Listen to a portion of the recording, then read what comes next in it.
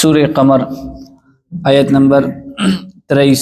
نہم رکوع وشتم سپارہ صفحہ نمبر 26 اعوذ باللہ من الشیطان الرجیم بسم اللہ الرحمن الرحیم كذبت ثمود بالنذر فقالوا أبشرا منا واحدا نتبعوا إنا إذا لفي ضلال وسعر صدق الله العظيم سورہ قمر آیت نمبر 23 نہم رکوع وشتم سپارہ پدی آیتونو کی د قوم ثمود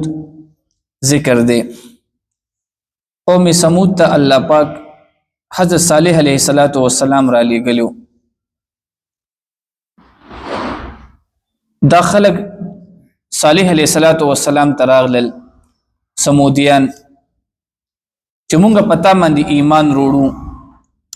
او زمونږه شرط دا دی چې دا مخامخ چې کم غر دی د دې غر نه چې کم دی مونږ ته یو اوخه پیدا کا پس مونږ پتا باندې ایمان وروړو معجزه غوښتله لکه سوره قمر په ابتدا کې مونږ دا ویلو چې نبی له صلوات و سلام ته د مکه مکرمه کافران راغلل چې مونږ الله پتا باندې ایمان وروړو چې دا سورلسم سپوږمۍ مونږ ته پمینز باندې دوه کې چې نبی له صلوات و سلام د الله تعالی په حکم سره دا سپوږمۍ پمینز دوه شو نو دی خلکو ویل چې تډیر غټ جادوګری نو په دې سره نبی له صلوات و سلام سره انتهایی تکلیف ملو شو.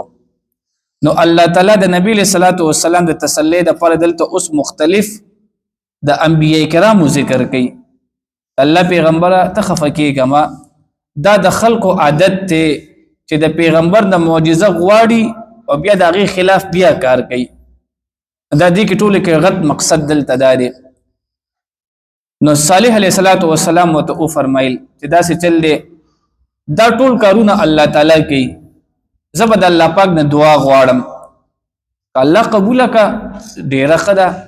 الله قبول نه کا بدا ود الله مرضی. نو صالح علیه السلام د الله نه دعا وغوښتله الله پاک د حضرت صالح علیه السلام دعا قبول کا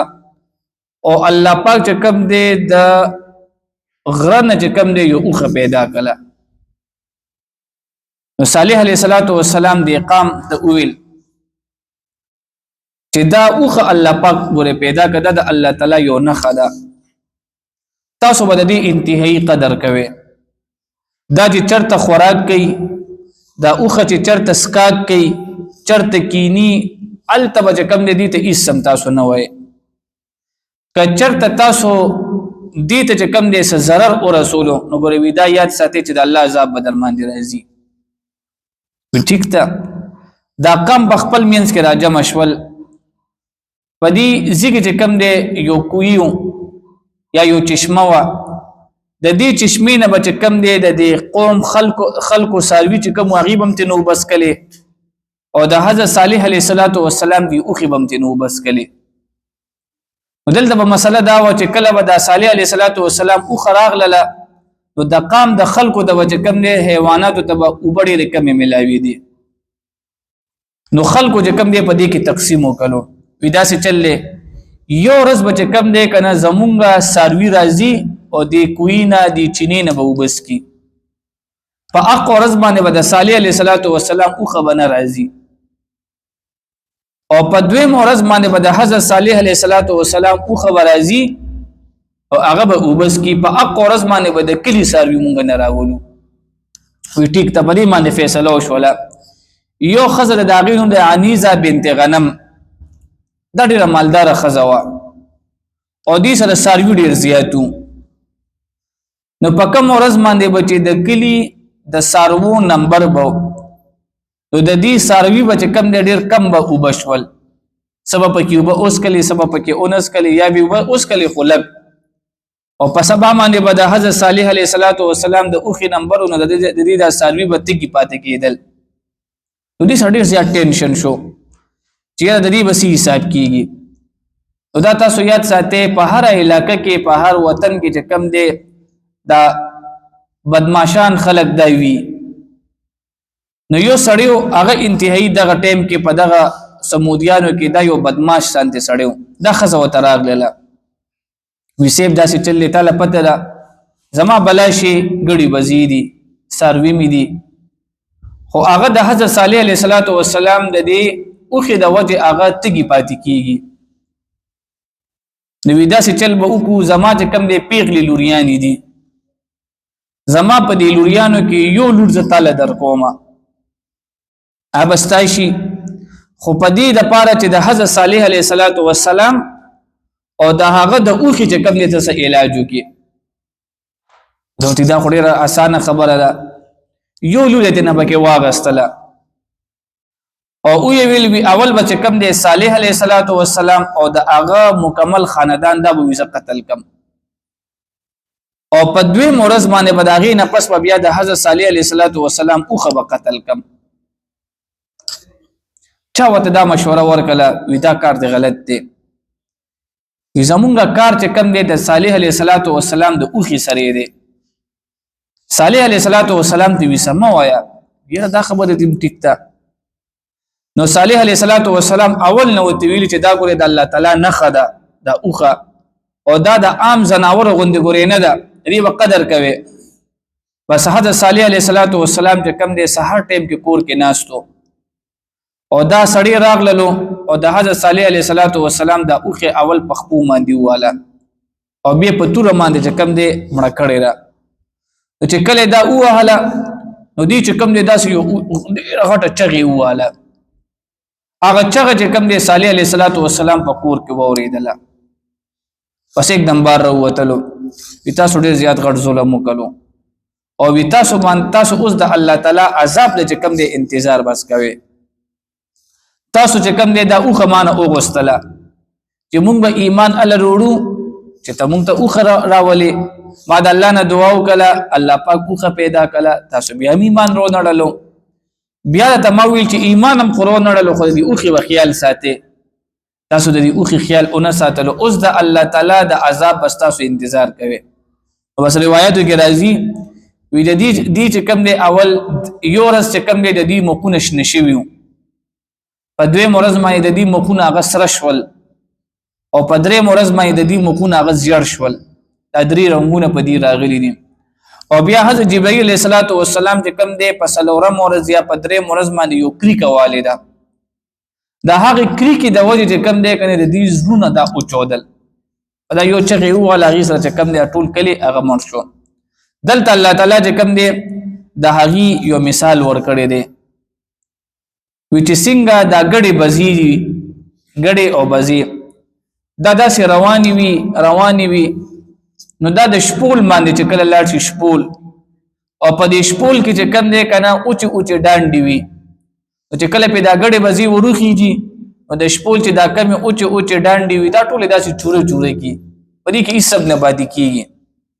نو کله چې حضرت جبرئیل علیه السلام چغه اوه هلکریکا نو دې سره مرشي وی نه دي د دې دا اډو کې چې کم دی د شپول